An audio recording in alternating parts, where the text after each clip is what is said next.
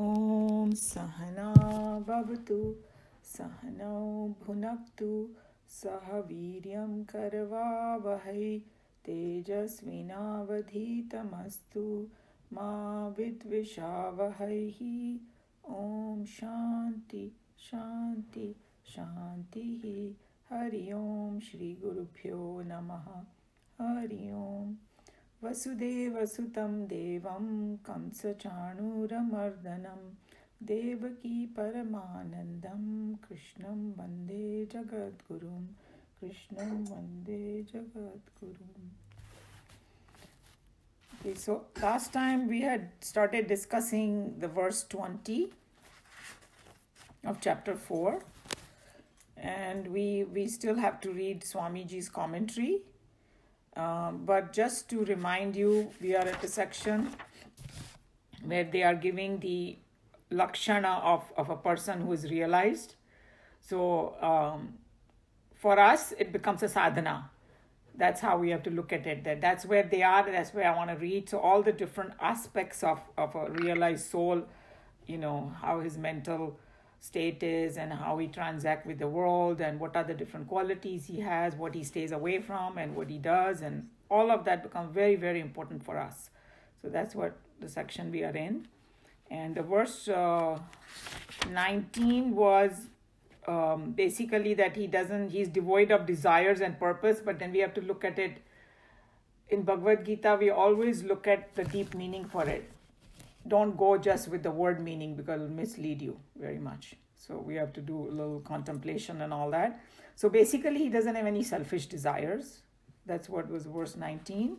And whose actions have been burnt by the fire of knowledge.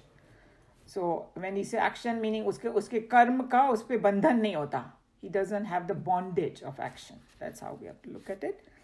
And he is called the wise or the sage. That was 19.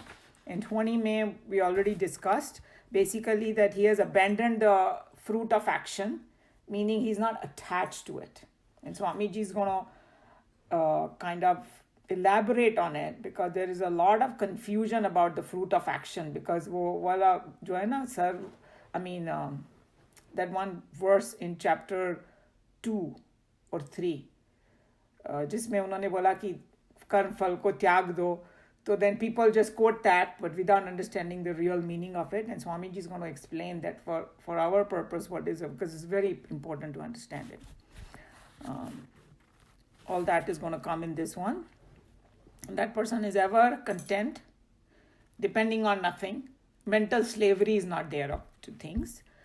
And he doesn't have the kartapan, or he is sitting in that seat of consciousness. That's why he is a non-doer. So from that perspective, he's not doing anything, though engaged in action. So that's how it is. So anybody has any question for that? We can read. Anil ji, aap padhenge aaj? So I start on verse 20. Verse 20 of Swamiji's commentary. Do you want to do the Sanskrit or? Did I not do it last time? Okay. You did. Yeah. Okay. Because Yeah. we can go straight because then we'll, if you already done it, then it's fine. Having abandoned attachment to the fruits of action, ever content, depending on nothing, he does not do anything though engaged in actions. He who has abandoned all concern for actions and has also renounced all his attachments for their fruits is a perfect worker. Due to long disuse, the Hindu scriptural declarations have come to be misinterpreted in our midst. Hasty Panditas vaguely mouth the statements of the rishis, and the ordinary laity in their hurried life jump to their own fancied conclusions. Thus, we have fallen to a wrong tradition of accepting superstitious absurdities as the very backbone of our noble philosophy. So, Swamiji really hammers this, that, that when people misunderstand it and, kind of quote things without knowing, and then other people get confused and all that, because your karma phal tyag ka bhi, is not as bad as varna vyavastha. That is, I think, taken to the absolute deterioration in India, the caste system, what they call. उसका तो ज़्यादा ही हो गया. इसका भी अगर उसको ठीक से नहीं समझो तो it can backfire, and people will have a problem with this whole thing. So let's see what he says further. Herein is a clear example. The path of work is notoriously unknown in this country, and yet very wisely declared by every fool and scandalized and laughed at by all educated Hindu mongers in their own consummate ignorance. The general belief is that to act without an eye upon the fruits of our activities is the path of action.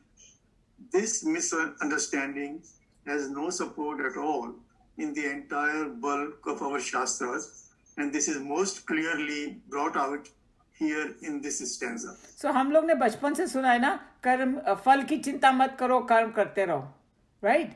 So it's not that easy कि भाई फल की चिंता मत करो, because other how will you plan, right? So that's not what he's talking about. You do the planning intelligently. So at that time you are thinking of the result, and you want to do the right action because you are expecting the right result. All that is not part of फल त्याग दो. उसके लिए वो लोग like any kind of job they will do, because फल की चिंता मत करो, it can be taken very wrongly. So now he's going to tell you in the following paragraph exactly what we should be practicing, and we have discussed this many times, so it will come back to you in other different verses.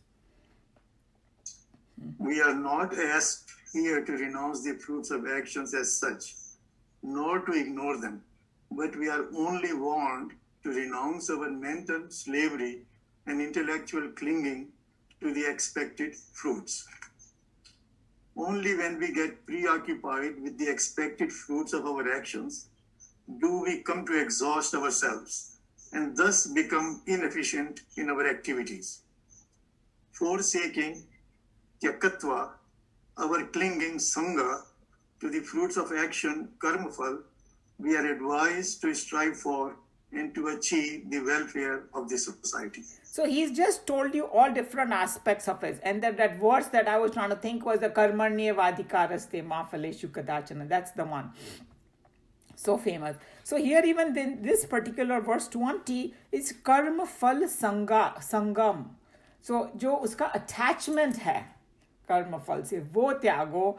So एकदम simply put we have to say कि एक fixed फल की कामना मत करो, because वो कर्मण्यवाधिकारस में भी उसका मीनिंग यही है कि तुम्हारा अधिकार इसलिए नहीं है बिकॉज द फल comes from result come from the totality and you don't have the capacity to know what the right फल is for you. Only that totality knows. That's why you don't have the adhikar. So that's why you do your best, and that's why they have come up with this whole system of prasada buddhi.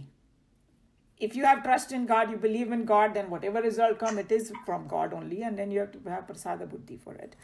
And another very, very important point that it is in many different verses, and I think in chapter 3, it's the verse 30, if I remember correctly, where he says that while working, you should not be thinking, your eyes should not be on the fruit, and that is called not having attached to the fruit. That's the real meaning of it. After planning everything, while working, you put your 100% attention on your job. And that's, this mental slavery and intellectual clinging, So usually it is like clinging attachment to the result is the one that they want you to do. From this verse also, it's a karma phal sangha. Somaji, here where he's saying, do we come to exhaust ourselves? Is that also saying that we use up a lot of our energy thinking about the result? Yes. In fact, that is the culprit of जो बोलते हैं ना, ओए मैं इतना काम किया कुछ फल नहीं अच्छा रिजल्ट ही नहीं आया, because you had a slavery to the result and you didn't even pay attention to the job. And अगर हम एक बहुत मतलब मन लगा के कोई काम करते हैं ना, उसमें हमको वैसे ही मजा आता है. उसका जो आनंद है उसी में we that becomes like a instant gratification. You don't even worry about. And we always give examples of these singers and all that who really enjoy singing. That singing itself, तालियां कोई बजाए या नहीं बजाए, they don't care. They're like, मुझे singing का मौका मिला, that's great, So what you're saying is absolutely right. In fact, most of the energy they say is wasted either thinking of the past or the future. If we can block those two things, then your job will be totally glorious. So true. I think one of the very famous cricket players said that I never watch the scoreboard. Such a great point. Because the moment he's going to watch, his eye will be over there, he will lose it. उसको तो clean bold कर देंगे वो लोग. So actually जो जितने भी successful लोग हैं ना, आप उनका कभी ऐसा interview लेंगे तो वो यही बोलेंगे. When they do their work, उनको कोई दूसरी बात समझ में नहीं आती है. And then the very famous, दृष्टांत is there of Arjun, that when he was a student, why he excelled in everything because of that. His guru asked that, what are you looking at the bird? And he said, the eye of the bird. उसको और कुछ दिखाई नहीं दे रहा था. That's what. And even in the spiritual path, there are two things that we have to do with our mind. One is, purity of mind. And the other one is concentration, ekagrata they call it. Shuddhi or ekagrata. So you have to purify your mind and you have to make it single pointed. So even in this, that exactly same thing applies over here also. Whether you have worldly pursuits or you have a spiritual pursuit, the principle is the same. Nitya Tripta, ever satisfied, a perfect master has no clinging to the fruits of his actions, because such an anxiety can only come in one who has got a desire for it. One who has realized his intellect can have no more desires. He is ever afterwards completely satisfied in his intimate experience of the infinite as his own self, and therefore he could feel no incompleteness. Thus, having no desire, he acts on in the world, not seeking any fulfillment for himself. So this becomes a very important thing. The Nitya Trupta, everybody knows that much Hindi. Nitya is whole time. Trupta is ekdam satisfied. And the reason he is satisfied because he has gained the knowledge that he is that Atman and everything else is just a play of 5 elements around him. We kind of intellectually know, but this self-realized person already has the experience. That's why he's Nitya Trupta. कुछ का result कुछ भी आए उसको कोई फर्क नहीं पड़ेगा. It's like the example some swamis give. If you have eaten some food, up to here, you are trupt. फिर कोई कुछ लाए या नहीं लाए, you're not going to care about it. That's exactly how his state of mind is.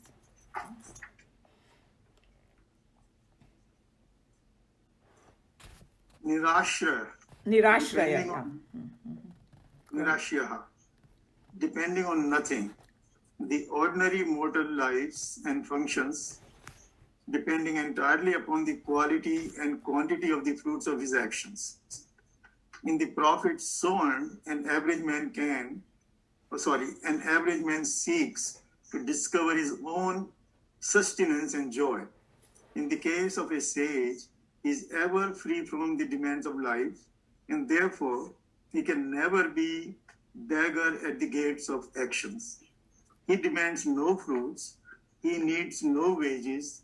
The very actions that he is doing are in themselves sufficient reward for him, because he acts always in divine inspiration. So remember now, this person is at the highest ladder. So we might be a little bit, oh my God, how can I be like this? But अगर कोई को पूरा ज्ञान ऐसा हो जाए तो वो अपने आप ही ऐसा हो जाता है. But I think that at our level, we can start by not having slavery to things, कि इसके बिना तो मैं जी नहीं सकती, or something like that, like or all that little comforts and this thing that we get so attached to, that's where we can start. And the word is nirashraya, because एक word है हिंदी में आश्रय, right? आश्रय से वो निराश्रय बना है. So, it's like आश्रित होना, किसी पे dependent होना. And we already know dependence is a slavery, but it is more to do with mental dependence, because the physical needs things. We already know that. Without air, we cannot breathe and all that. So we cannot say that I cannot depend on anything. But it's that mental slavery we feel and the fear we feel, I think. That's another problem of ours. क्या होगा और I think waste में तो ये क्या होगा करके इतनी इंडस्ट्रीज बन गई हैं. इसका भी इंश्योरेंस कराओ, उसका भी कराओ, पता नहीं क्या क्या क्या क्या. They just fear mongering so much. I mean, even with this pandemic, like there are facts and there are fear. Both are, so we have to distinguish between them. So he's talking about mainly the mental slavery. And I think the way I was looking at it, the whole thing, I was thinking about it, the person who is at that highest level, he knows that Bhagwan is going to take care of the yoga and shame. Remember we talked about that yoga and shame, that whatever you need, it will be provided, and whatever, that's where his thing is coming from. Because he knows God is everywhere, and he's saying, like, there is one very famous story about Tapovan Maharaj, who was Chinmayananji's guru. And he actually never came down from the Himalayas. He used to always live in the like higher peaks, Uttar Kashi it's called. And जब वो बहुत ज़्यादा ठंडा हो जाता थोड़ा सा नीचे आ जाते थे बस. वैसे वो मेन cities में कभी नहीं गए. So, and he wrote a book, Wandering in the Himalayas, where he, took a walking in the Himalayas, and he wrote his experiences, reveling in like the beauty of nature and looking at God. So obviously he's a sannyasi. So he doesn't have any home when he was wandering.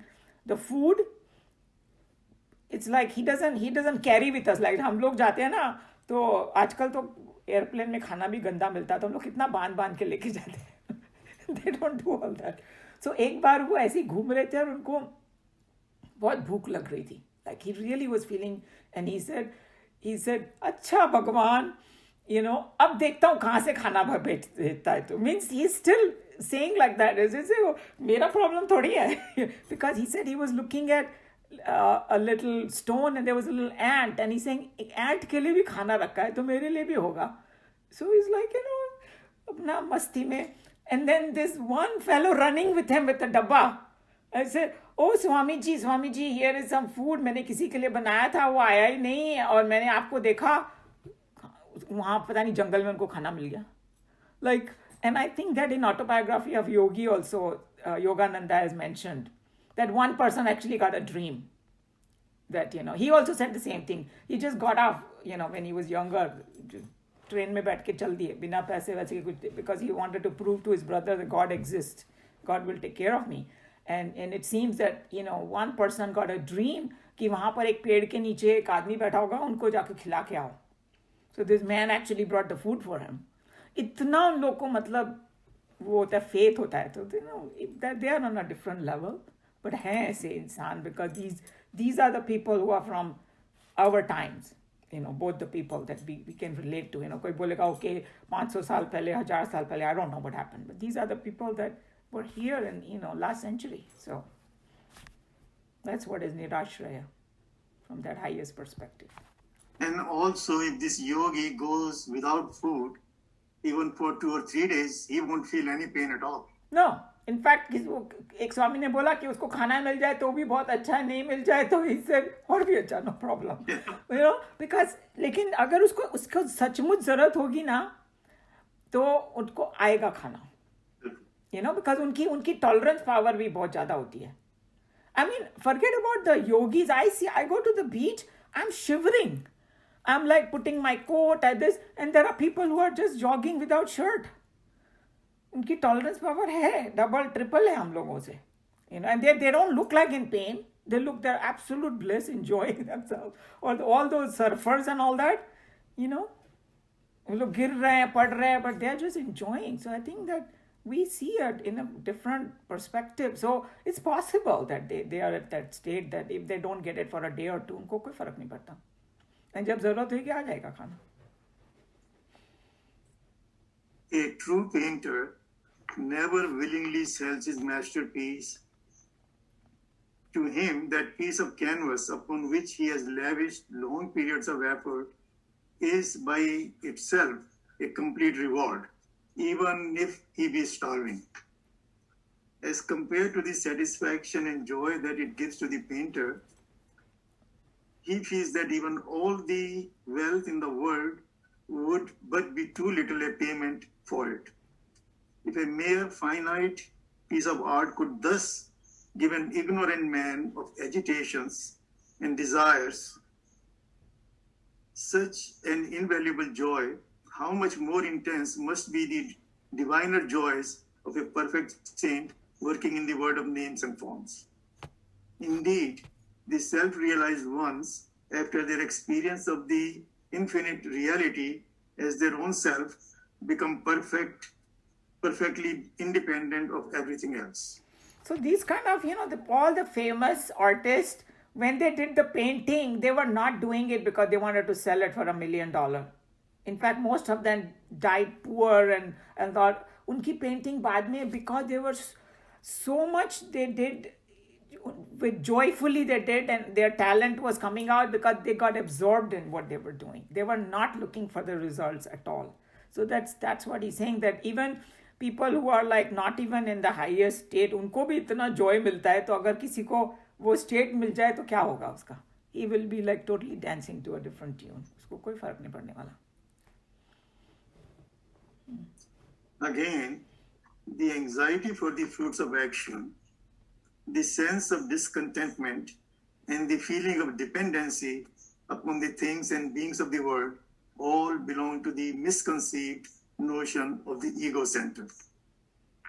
The ego in us is the sufferer of all the above mentioned incapacities and inabilities.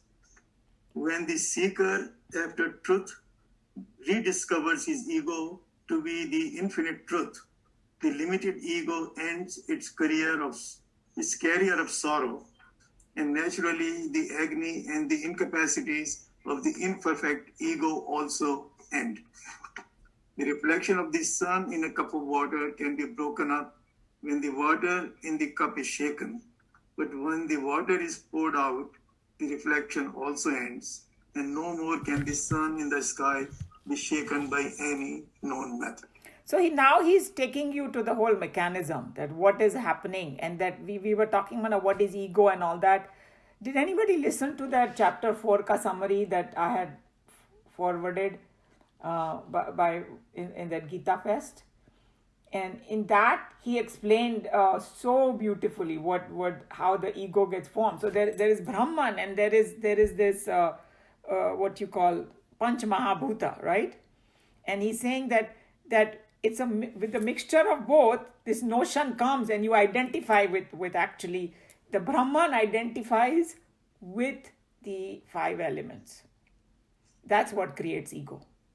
So you can call it ego, you can call it Jiva Bhava, you can call it, there are all different names, for it.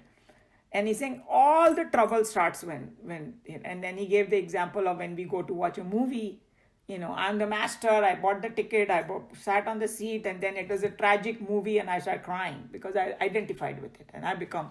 So he's saying that how will you stop crying? Stop identifying. Okay? So ये ego जो है ना, ये all these things, discontentment and anxiety for the food, everything belongs to the ego. So, and ego is nothing but a abhas English में क्या बोलते हैं, like a feeling that it is there, actually not there, right? And then, or it is like a reflection. So we know that if the sun is pure and it's shining up in the sky, but if you take a bucket of water and the reflection is falling in that bucket, so when the water moves, the sun starts breaking up. Oh, I'm breaking up. If the sun starts feeling, oh my God, I'm breaking up, that's what it is. Or if the water is muddy and dirty, then the sun starts looking muddy and dirty. So then I think it's an absolutely awesome example. Yeah. I mean, it can be so deep in so many ways. True. So that's really beautiful example. Yep. You're absolutely right. So all he's saying, all you do is just pour the water out. Don't even look at the reflection and look at the sun. Yeah. It's perfect. Or it's like I look in the mirror and the reflection is there and the mirror is dirty. And I say, oh my God, I have all the spots on my face. And, I start rubbing the mirror, or something, or no, I started rubbing myself, but the spots were not on me anyway. I had nothing. So there are several examples you can look, but this example is really just like Neeluji is saying, it's a perfect example. So ego is when I start thinking I am that, reflection is me. That's exactly what, then the problem starts. So all that is like that. Ego is the source of all desires, isn't it? Yes, because if you know that you are perfect, why would you desire anything? Like, Like that example that last week I gave, that hey, you walk into a palace and you say ye bhi le lu, wo bhi le lu, किसी ने बोला palace ही तेरा है पूरा. So you will, the desire खत्म हो गया फिर. I can peacefully live because everything is mine. such an individual who has rediscovered the self, though seemingly engaged in activity, does not do anything. So this is what it is when he say akarta. That's another way of understanding this, that one who has knows, rediscovered कि मैं कौन हूँ, फिर वो कुछ भी काम वाम करे, it will be like as though he's not doing anything. And then he's going to give further examples which will really open our minds up. The next paragraph. This can be grasped only through a familiar analogy. Trains run from destination to destination. The Grand Trunk Express leaves Delhi and, touching en route with RC, Nagpur, Bezwada, arrives at Madras. But the steam in the engine cannot be said to have traveled from Delhi to any of the intervening stations, or that the steam arrived at Madras. No doubt, without the steam, the complicated engine made up of inert iron could not have moved even an inch on its own. But at the same time, the Delhi steam has not made any travel at all. Steam is everywhere and it makes the engine move, but it is always the train that moves and not the steam. See how beautiful the example is? The steam is like the consciousness, and the train is the one running everywhere, but without the steam, train cannot run. So without consciousness, we cannot function, but consciousness is not running around. It's just there. So but the consciousness gives the energy to do whatever you want to do. Yes, conscious, and it's the same example like the sun and us. Sun से energy मिलती है ना सब कुछ, but sun थोड़ी कुछ कर रहा है. Sun is just shining. But without the sun, we are nothing. Same way, without consciousness, you are nothing. And in this example, the steam and the train, without steam, train cannot function, but the steam is not running, the train is running. And I tell you, with my computer, I was working, all of a sudden, it went blank. And I said, oh my God. And all had done, battery khatam ho gayi thi. And I really panicked. I said, oh, itna sara maine save kiya hai nahi, ye hai, wo hai, And I said, my God, this is it. Without consciousness, you're nothing, And the moment I put the plug, everything came back alive, So Vedanta with the computer. But is it true that consciousness will provide you all the resources that you need? True. If you have that kind of faith, it will 100% provide you. And then, I was talking to the children last week in my class, and I said, God will provide what you need, not your greed. Because then again, there is a problem. Mujhe, if we have a wrong thinking, mujhe ye bhi chahiye, wo bhi chahiye, sab kuch chahiye, resources are limited in this world, And I tell you that, I was doing chapter 12, and there is a santushtaha, ek realize ka attribute है कि वो संतुष्ट रहता है. तो संतुष्टि क्या चीज है, right? So one of the, I think it was that Kumar, that fellow, what's his name, who does Kavita and all that. I don't know. Kumar Vishwas. उन्होंने इतना अच्छा example दिया ना. He said कि संतुष्टि का तो बोले कि it touched my heart, so I have to share this story with you. So he's saying that there was one fellow, वो बनारस में आके ना कुछ बेचता था, फल वल बेचता था. And कितनी मेहनत करनी पड़ती है उनको, धूप में बैठना पड़ता है. And they sell, and थोड़ा सा उनको मिलता है, फिर वो उससे अपना गुजारा करते हैं. तो किसी ने उसको कोई बात कर रहा था, उससे बोला, हे इतने में चल जाता है गुजारा आपका. बोला, अरे भैया क्या प्रॉब्लम है, हम यहाँ बैठते हैं, लोग फल वल ले लेते हैं, हमें पैसे दे देते हैं, फिर गंगा मैया में हम डुबकी लगाते हैं, और हमको ये सब मिल जाए, मतलब क्या बोलते हैं, पुण्य मिल जाता है, because he just loves Ganga. And he said फिर संतों की बातें सुनते हैं हम दिन भर, बिकॉज वैसे आते रहते हैं ना वहाँ पर लोग, वो चर्चा वही रहते हैं. और इससे ज़्यादा क्या भैया, हम राम जी को लूटेंगे. You know? Imagine his attitude. He said that इससे ज़्यादा क्या हम उनको लूटेंगे. I mean, the person was so shocked. He was feeling so happy in his life, you know. So that's what it is. It's, you know, that what you need, Bhagwan will definitely provide you. You know. So The body, mind, and intellect act in the world of objects, but not the all pervading self, the life in us. Without life, the body cannot function, but when the body functions, life as such cannot be said to function. Therefore, one who is established in the self, though he engages himself in action, cannot be said to do any action. The train may move, but it would be incorrect to say that the steam is moving. So now you know that where that akarta is coming from, or non-doer is coming from. Because he is not identifying with body, mind, and intellect equipment. That's why he's a non-doer. And at that highest level, he's very relaxed. It's like, you know, like the example given is a small baby. The moment is in a mother or father's lap, it feels relaxed, no? Baby's gonna worry, meko kal khana kahan se milega? Or imagine a 2-year-old telling his dad, Papa, go to work because I need food. Papa is going to worry 10 times more about his food. So that's what it is. That, you know, if somebody is sitting in that seat, then he becomes a non-doer, because whatever is happening in Prakriti. So the guy is not lazy. He'll do everything. But it's that those bondages are not there, and that clinging desires, there's all the negativities are not there.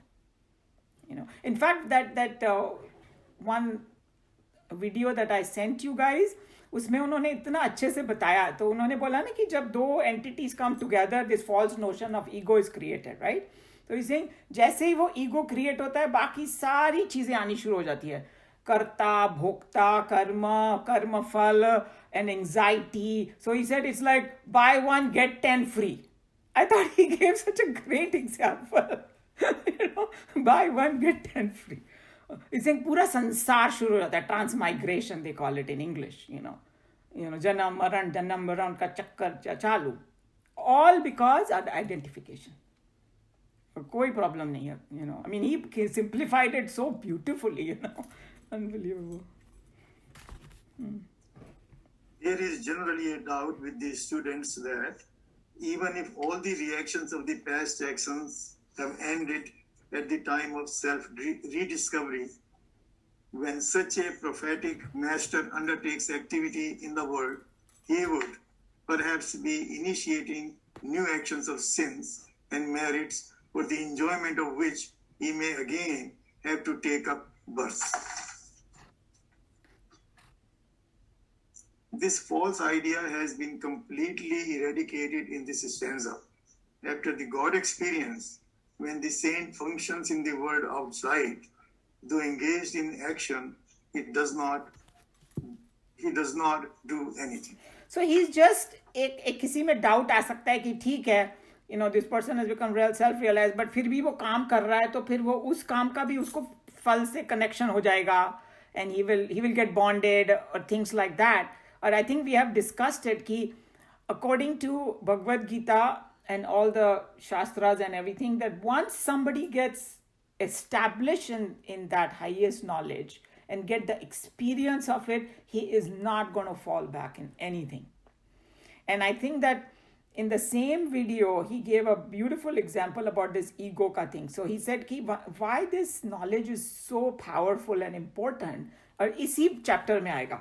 There is a verse which says, even if you have done crime, you know, एकदम बहुत सारे पाप किए हो, पाप का सागर भरा हुआ हो जाए, अगर वो नॉलेज मिल गया ना, एक्सपीरियंस उसका, तो फिर तुम वो पार कर जाओगे. That was one example. And the other example was, वो ज्ञान की अग्नि में सब भस्म हो जाएगा. तो मतलब तुम्हारे जो पुराने कर्म, ये वो, नथिंग, एंड नए वाले बनेंगे ही नहीं. And the way Swamiji, I believe, gave that example, and then he was repeating that. He's saying it's like, suppose there is one gunda, okay? He's done lots of crime. उसके ऊपर 20-30 case चले हुए हैं, पता नहीं क्या क्या किया उसने, और फिर पुलिस के एनकाउंटर में ना he got shot and got killed. So once he got shot and got killed, what is going to happen to those 30 cases of his? Dropped. You know? So you see, ego एक बार खत्म हो गया ना, it's like dead. फिर उसको कुछ लगेगा ही नहीं. Then he's just, वो अपना मस्ती में चल रहा है, because it's like, you know, भगवान को जो काम करवाना होगा अपने आप करवाएगा. You know? So then the total surrender, I know it's hard for us to kind of imagine that state, but all these examples we can, then it start making sense, you know, that what is happening to this person. So from the worldly perspective, people may criticize that person, say वो ऐसा कर रहा है, वैसा कर रहा है, उसको कोई पाप नहीं लग रहा है, you know, he is totally free from it. So this is what I think this is. I have a question. Are you saying that once a yogi reaches that higher stage, where his actions are not producing any more fruit because of his non-attachment, that even his past sins, he does not have to receive the fruit for past sins? See, when you talk about that, it doesn't touch him. It doesn't matter to me. It's not. He will get it, but there are a couple of things in there now that this is kind of a little bit loaded question. So way our teacher used to explain that when we take birth, it's like one package is opened for us, that we have to finish the karma phala of that. So this realized person, uska ego khatam ho gaya, but he has to still finish that journey of his life. But his other future lives are finished. He doesn't need to take birth.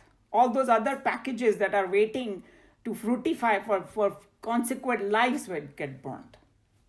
And in this particular life, once he self-realized, he's not accumulating any more karmas or any more sanskaras, or, you know, there are different words for it. That's what it means. So even if he gets some kind of fall, because it is already, it's like an open box that I have to finish my lunch, and maybe it is not a very good lunch, but I have to still finish, he's not going to complain about it.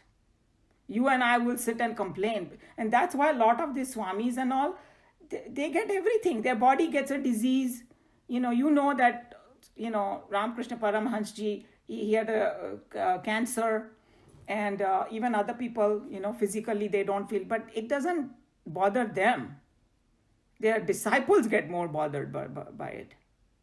So even if they get a karma fall, they don't get perturbed by it. But they are not going to get any future ones, no. This particular life, they have to finish it. Does that make sense? I understood differently, and it's because it's the example that my guru and Manju Sikri's guru gave us regarding our children. Mm-hmm. They said that these are saints who had reached the highest, but they had some karma left to burn. That is why they have taken birth in this life, where they don't have the mental capacity to perform any more sin, because they cannot harm anybody. But they are still working out some past karma. That's why they had to take this birth. After this, they may not have to come back.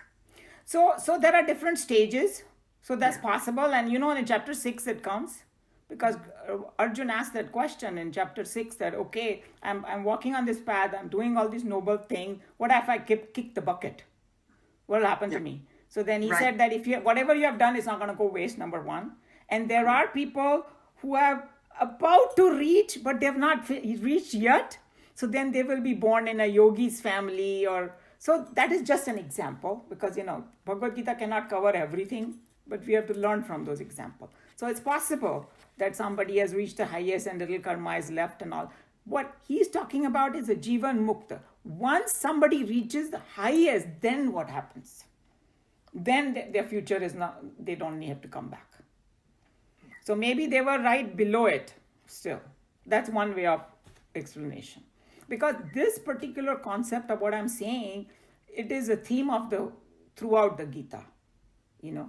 And there are different ways he delivers this, that once you get this knowledge, you can never fall back into any lower thing. And one of the examples that, you know, Swamiji gave was, it's like once you learn a language, once you know, master a language, you will always know it. You cannot become illiterate then. You know, moment you look at something, you will start reading it. You know, you can't go back. I thought that was such a beautiful example. So once somebody self-realized, you cannot fall back then. Thank you. Okay, so any other question? One question, this one. When a person realizes, and you said, giving the example of the sun in the bucket, etc., is it that the water is purified, or is it that the water has gone out and the ego has merged? So I think that, see, whenever the examples always have limitations. So, Right. so we cannot take the example to the extreme, and this example can be looked at several different ways, and both are correct because each one is giving a point. So what it is saying is, if you want a perfect reflection, what would you do? Two things you would do. You will purify the water and you will make it still. True? Then the sun will look exactly like the sun. Yes. Huh? So you are getting, you know, as good as like a real sun. Because it will give you light, it will give you everything. So the same our mind. Our mind has dirt. The 6 काम, क्रोध, लोभ, मोह, मद, मात्सर्य, वो सब निकल गया तो प्योर हो गया. अब उसको एकाग्र करो, doesn't shake. You know, keep it like still. And the other example of the bucket is, hey, मैं वो हूँ ही नहीं, तो वो पानी pour कर दिया, तो फिर उसमें कुछ रहा ही नहीं फिर. Then now I'm just looking at the sun and I'm the sun. That's all it's saying in that example, that you मन को dissolve ही कर दिया पूरा. You know? Okay, but he is still in the form. He still has a body, right? True. Therefore, the mind is to some extent, is working. I know he's in a different state altogether. He's not in the state of the jiva anymore. Right. He has a body, but yet his mind is not there, right? So that means he still has a mind. He does, because as long as we are in this 5 Pancha Mahabhuta as a body, we will have the mind. We'll have a but mind. So then the other example fits better. He's just telling you that he is at a state, he knows it so well as though he has poured the water out. That's all it means. It's like I am in the dream. I cannot come out of it until I wake up. But while in the dream, if I realize it's a dream, that's the state he is in. Okay? Right. He's on this earth, but he knows fully well, I am not the dreamer. Actually, I'm the waker. My mind is just doing this. So in that example, it is something to do more with the understanding, you know. Okay. Yeah, Okay. the pouring of the water is just my own knowledge inside. That's all it is. Second question.